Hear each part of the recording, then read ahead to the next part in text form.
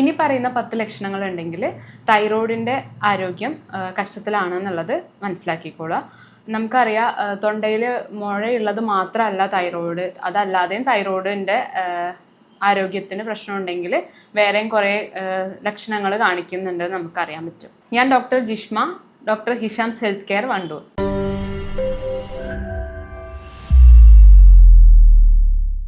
Thyroid രോഗങ്ങളെ എത്ര എളുപ്പം കണ്ടെത്താൻ പറ്റുമോ അത്ര പെട്ടെന്ന് നമുക്ക് ചികിത്സ തേടുകയും അത് പെട്ടെന്ന് പരിഹരിക്കാനും പറ്റും.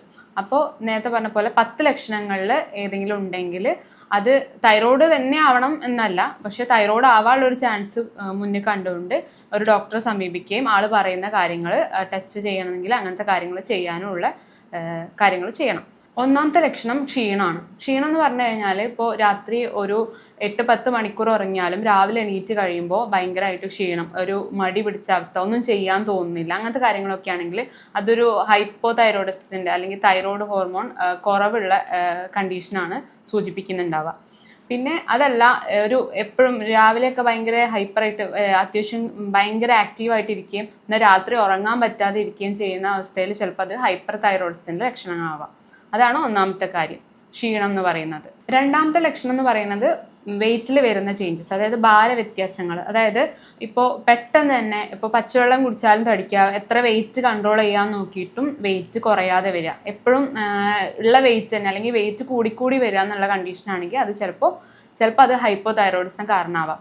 അതല്ല, നേരെ മറിച്ച് എന്ത് തന്നെ കഴിച്ചിട്ടും വെയിറ്റ് വെക്കുന്നില്ല, അങ്ങനത്തെ കണ്ടീഷൻ ആണെങ്കിൽ ചിലപ്പോൾ ഹൈപ്പർ തൈറോയിഡിസത്തിൻ്റെ കാരണം കൊണ്ടും ആവാം. ഇത് സംഭവിക്കുന്നത് എന്തുകൊണ്ടെന്ന് വെച്ചാൽ ഹൈപ്പോ തൈറോയിഡിസത്തിൽ സംഭവിക്കുന്നത് നമ്മൾ ഭക്ഷണം കഴിക്കുകയും അതേസമയം മെറ്റബോളിസം കുറഞ്ഞു വരിക, തൈറോയ്ഡ് ഇല്ലാത്ത കാരണം മെറ്റബോളിസം മന്ദഗതിയിലാവുകയും അപ്പോൾ അതിനനുസരിച്ചിട്ട് ബോഡി മെറ്റബോളിസം നടക്കാത്ത കാരണം അവിടെ വെയിറ്റ് വെച്ചുകൊണ്ടിരിക്കും. അതേസമയം ഹൈപ്പർ തൈറോയിഡിസിൽ സംഭവിക്കുന്നത് കഴിക്കുന്ന ഭക്ഷണം മൊത്തം മെറ്റബോളിസത്തിന് വേണ്ടിയിട്ട് ഉപയോഗപ്പെടുത്തുകയും അങ്ങനെ പേഷ്യൻറ്റിന് വെയിറ്റ് വെക്കാതിരിക്കുകയും ചെയ്യുന്ന അവസ്ഥയാണ് ഉണ്ടാവുന്നത്. മൂന്നാമത്തെ ലക്ഷണം എന്ന് പറയുന്നത് വിഷാദം അല്ലെങ്കിൽ ഉത്കണ്ഠ, അങ്ങനത്തെ കാര്യങ്ങളൊക്കെയാണ്. അതായത് ആൻസൈറ്റി, അങ്ങനത്തെ കുറേ ബുദ്ധിമുട്ടുകൾ. അതായത് എപ്പോഴും ഒരു ഡിപ്രഷൻ, നമ്മളിത് സൈക്കോളജിക്കൽ പ്രോബ്ലം, വിഷാദം അല്ലെങ്കിൽ ഡിപ്രഷൻ ആണെന്നുള്ള രീതിക്ക് പോകുന്നുണ്ടെങ്കിലും അത് ചിലപ്പോൾ ഹൈപ്പോ തൈറോയിഡിസം കൊണ്ടാവാം ഈ വിഷാദം കാര്യങ്ങളൊക്കെ ഉള്ളത്. അതേസമയം ആൻസൈറ്റി അല്ലെങ്കിൽ പാനിക് അറ്റാക്ക് പോലെയൊക്കെ കാണിക്കുന്നുണ്ടെങ്കിലും അത് ചിലപ്പോൾ ഹൈപ്പർ തൈറോയിഡിസത്തിൻ്റെ ഒരു ലക്ഷണമായിട്ടാവും കാണിക്കുന്നുണ്ടാവുക. നാലാമത്തെ ലക്ഷണം എന്ന് പറയുന്നത് കൊളസ്ട്രോളിൻ്റെ ലെവലിൽ വരുന്ന ചേഞ്ചസ് ആണ്. കൊളസ്ട്രോളിൻ്റെ ലെവലിൽ ചേഞ്ചസ് വരിക എന്ന് പറഞ്ഞു കഴിഞ്ഞാൽ നല്ല കൊളസ്ട്രോള് കുറഞ്ഞു വരികയും ചീത്ത കൊളസ്ട്രോൾ ആയിട്ടുള്ള LDH-ഉം അതുപോലെ ട്രൈഗ്ലിസറൈഡും ബ്ലഡിൽ കൂടി വരികയും ചെയ്യുന്നത് ഹൈപ്പോ തൈറോയിഡിസത്തിൻ്റെ ലക്ഷണമാവാം. കൊളസ്ട്രോൾ ലെവൽ മൊത്തത്തിൽ കുറഞ്ഞു പോകുന്നത് ചിലപ്പോൾ ഹൈപ്പർ തൈറോയിഡിസത്തിൻ്റെ ലക്ഷണങ്ങളും ആവാം. കുടുംബപരമായി അല്ലെങ്കിൽ പാരമ്പര്യമായി കൊളസ്ട്രോൾ ഇല്ലാത്തവരും എന്നാൽ ചെറുപ്രായത്തിൽ തന്നെ കൊളസ്ട്രോൾ ബ്ലഡിൽ കാണിക്കുകയും ചെയ്യുന്നുണ്ടെങ്കിൽ അത് മിക്കപ്പോഴും തൈറോയിഡിൻ്റെ ആണെന്ന് അറിഞ്ഞുകൊണ്ട് അതിന് വേണ്ടിയിട്ടുള്ള ടെസ്റ്റും കാര്യങ്ങളും ചെയ്യുന്നത് നന്നാവും. ആറാമത്തെ ലക്ഷണം എന്ന് പറയുന്നത് ആർത്തവത്തിൽ വരുന്ന അല്ലെങ്കിൽ പീരീഡ്സിൽ വരുന്ന ചേഞ്ചസ്, അതല്ലെങ്കിൽ ഇൻഫെർട്ടിലിറ്റി പ്രശ്നങ്ങൾ അല്ലെങ്കിൽ വന്ധ്യതാ പ്രശ്നങ്ങൾ എന്ന് പറയും. എന്ന് പറഞ്ഞു കഴിഞ്ഞാൽ പെട്ടെന്ന് പീരീഡ്സ് ആവുക, അല്ലെങ്കിൽ പീരീഡ്സ് തീരെ ആവാതൊക്കെ, കറക്റ്റ് ടൈമിന് പീരീഡ്സ് ആവാതിരിക്കുക, അങ്ങനെ പീരീഡ്സിൽ വരുന്ന ചേഞ്ചസ് ഒക്കെ ഹൈപ്പർ തൈറോയിഡിസത്തിൻ്റെയോ അല്ലെങ്കിൽ ഹൈപ്പോ തൈറോയിഡിസത്തിൻ്റെയോ ലക്ഷണങ്ങളിൽ വരുന്നതാണ്. അതല്ലാത്ത കാരണം കൊണ്ടും ഉണ്ടാവാം. അപ്പോൾ നമ്മൾ ഇതുപോലത്തെ ലക്ഷണങ്ങൾ കണ്ടു കഴിഞ്ഞാൽ ഒരു ഡോക്ടറെ കണ്ടതിന് ശേഷം തൈറോയ്ഡ് ചെക്ക് ചെയ്യാൻ പറയുകയാണെങ്കിൽ അത് ചെക്ക് ചെയ്ത് എന്താണെന്നുള്ളത് റൂൾ ഔട്ട് ചെയ്യുന്നത് നല്ലതാവും. ഏഴാമത്തെ ലക്ഷണം എന്ന് പറയുന്നത് ഉദര സംബന്ധമായിട്ടുള്ള പ്രശ്നങ്ങൾ. അതായത് എപ്പോഴും വയറിന് മലബന്ധം പോലത്തെ ബുദ്ധിമുട്ടുകൾ, കുറേ കാലങ്ങളായിട്ട് തുടർന്ന് പോകുന്ന മലബന്ധം പോലുള്ള ബുദ്ധിമുട്ട്, അതല്ലെങ്കിൽ മലബന്ധമാണ് ഉണ്ടെന്നുണ്ടെങ്കിൽ മിക്കപ്പോഴും അത് ഹൈപ്പോ തൈറോയിഡിസത്തിൻ്റെ ലക്ഷണമാവാം. അതല്ല, എപ്പോഴും വയറ്റിന്ന് പെട്ടെന്ന് ഡയറിയ പോലെ അല്ലെങ്കിൽ വയറിളകി പോവുക, അത് കുറച്ച് കാലങ്ങളായിട്ട് ഈ ഒരു ലക്ഷണവും കാണിക്കുന്നുണ്ടെങ്കിൽ അത് ചിലപ്പോൾ ഹൈപ്പർ തൈറോയിഡിസത്തിൻ്റെ കാരണങ്ങളാവാം. ഇത് തികച്ചും തൈറോയ്ഡ് പ്രശ്നമാണ് എന്ന രീതിക്കല്ല പറയുന്നത്, അത് ഒരു ഡോക്ടറെ കണ്ടതിന് ശേഷം അല്ലെങ്കിൽ ടെസ്റ്റ് ചെയ്തതിന് ശേഷം മാത്രം ഉറപ്പാക്കാവുന്ന ഒരു കാര്യമാണ്. എട്ടാമത്തെ ലക്ഷണം എന്ന് പറയുന്നത് മുടി അല്ലെങ്കിൽ സ്കിന്നിൽ വരുന്ന ചേഞ്ചസ്. മുടി പെട്ടെന്ന് പൊട്ടിപ്പോവുക, പെട്ടെന്ന് ഡ്രൈ ആയ പോലെ ആവുക, സ്കിന്ന് പെട്ടെന്ന് കട്ടി വെക്കുക, അങ്ങനത്തെ കാര്യങ്ങളൊക്കെ ഹൈപ്പോ തൈറോയിഡിസത്തിൻ്റെ ലക്ഷണങ്ങളും.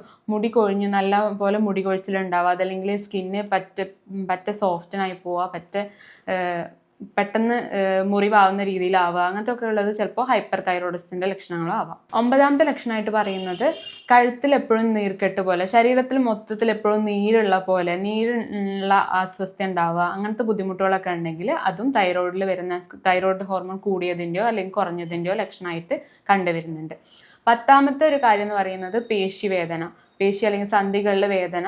ഇത് ഹൈപ്പർ തൈറോയിഡിസത്തിൻ്റെ കൂട്ടത്തിലും ഹൈപ്പോ തൈറോയിഡിസത്തിൻ്റെ കൂട്ടത്തിലും കണ്ടുവരുന്നുണ്ട്. ഈ പറഞ്ഞ ലക്ഷണങ്ങളായിട്ട് നിങ്ങൾ എന്തെങ്കിലും ബുദ്ധിമുട്ട് അനുഭവിക്കുന്നുണ്ടെങ്കിൽ നിങ്ങൾ അടുത്തുള്ള ഡോക്ടറെ കാണിച്ചതിന് ശേഷം ടെസ്റ്റ് എടുക്കുകയും എന്നിട്ട് എന്താണ് ബുദ്ധിമുട്ട് എന്നുള്ളത് മനസ്സിലാക്കിയ ശേഷം അതിനുള്ള ചികിത്സ സ്വീകരിക്കുകയും ചെയ്യുന്നത് നല്ലതായിരിക്കും. ഹൈപ്പോ തൈറോയിഡിസം ഹൈപ്പർ തൈറോയിഡിസം പോലെ തന്നെ വേറെ തൈറോയിഡിന് വരാവുന്ന രോഗങ്ങളാണ് ഗോയിച്ചർ, തൈറോടോക്സിക്കോസിസ് അല്ലെങ്കിൽ തൈറോയിഡ് ക്യാൻസർ ഒക്കെ പോലുള്ള അസുഖങ്ങൾ.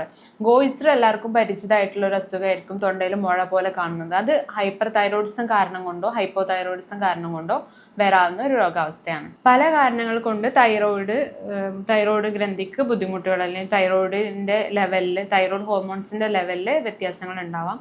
അതിന് കാരണങ്ങളായിട്ട് പറയുന്നത് ഓട്ടോ ഇമ്മ്യൂൺ ആയിട്ടുള്ള കണ്ടീഷൻസിൽ, അതായത് ഓട്ടോ ഇമ്മ്യൂൺ തൈറോയിഡൈറ്റിസ് പോലുള്ള കണ്ടീഷൻസിൽ ഉണ്ടാവാം. അതല്ലെങ്കിൽ അയഡിൻ അല്ലെങ്കിൽ സെലിനിയം പോലുള്ള അവശ്യ ഘടകങ്ങളുടെ അത് അധികം ഫുഡിലില്ലാത്തത് കാരണം ഉണ്ടാവാം. അതുപോലെ സ്ട്രെസ്സ് കാരണം, അതല്ലെങ്കിൽ കഴിക്കുന്ന ഭക്ഷണത്തിൽ ആവശ്യമുള്ള പോഷകങ്ങളില്ലെങ്കിലൊക്കെ ഈ തൈറോയിഡിൽ ഉണ്ടാകുന്ന ബുദ്ധിമുട്ടുകൾ വരാം. അതുകൊണ്ട് തന്നെ ഭക്ഷണത്തിൻ്റെ കാര്യത്തിൽ നമ്മൾ ശ്രദ്ധിക്കേണ്ട കാര്യം എന്താ വെച്ചാൽ അയഡിൻ അടങ്ങിയ, സിങ്ക് അടങ്ങിയ, അതുപോലെ വൈറ്റമിൻ B12 ഉള്ള, അയണൊക്കെ ഉള്ള ഭക്ഷണങ്ങൾ ഉൾപ്പെടുത്താൻ വേണ്ടിയിട്ട് ശ്രദ്ധിക്കുക. അതെല്ലാം തൈറോയിഡിൻ്റെ ഹെൽത്തിന് വേണ്ടിയിട്ട്, ആരോഗ്യത്തിന് വേണ്ടിയിട്ട് വളരെയധികം ഹെൽപ്പ് ചെയ്യുന്ന പോഷകങ്ങളാണ്. അതേസമയം തന്നെ ഗോയിട്രോജനിക് ആയിട്ടുള്ള, അതായത് ഗോയിറ്റർ ഉണ്ടാക്കാൻ കാരണമായേക്കാവുന്ന കോളിഫ്ലവർ, ബ്രോക്കോളി, അതുപോലെ സോയ, അങ്ങനത്തെ ഭക്ഷണങ്ങളൊക്കെ മിതമായിട്ട് മാത്രം, അതുപോലെ കപ്പ, അങ്ങനത്തെ കാര്യങ്ങളൊക്കെ മിതമായിട്ട് മാത്രം ഉപയോഗിക്കുക. കപ്പ സ്ഥിരമായിട്ട് കഴിക്കുന്നത് ഗോയിറ്റർ പോലുള്ള അസുഖങ്ങൾക്ക് കാരണമാണ് എന്ന് കേട്ടിട്ടുണ്ട്. അതുകൊണ്ട് തന്നെ കപ്പയും മീനും ഒരുമിച്ച് കഴിക്കുന്നത് അതിനൊരു പരിഹാര മാർഗമായിട്ട് പറയുന്നുണ്ട്. തൈറോയിഡിനെ കുറിച്ചുള്ള ഈ വീഡിയോ നിങ്ങൾക്ക് ഉപകാരപ്പെട്ടിട്ടുണ്ടാവുമെന്ന് വിചാരിക്കുന്നു. അടുത്ത വീഡിയോ ആയിട്ട് കാണാം. Thank you.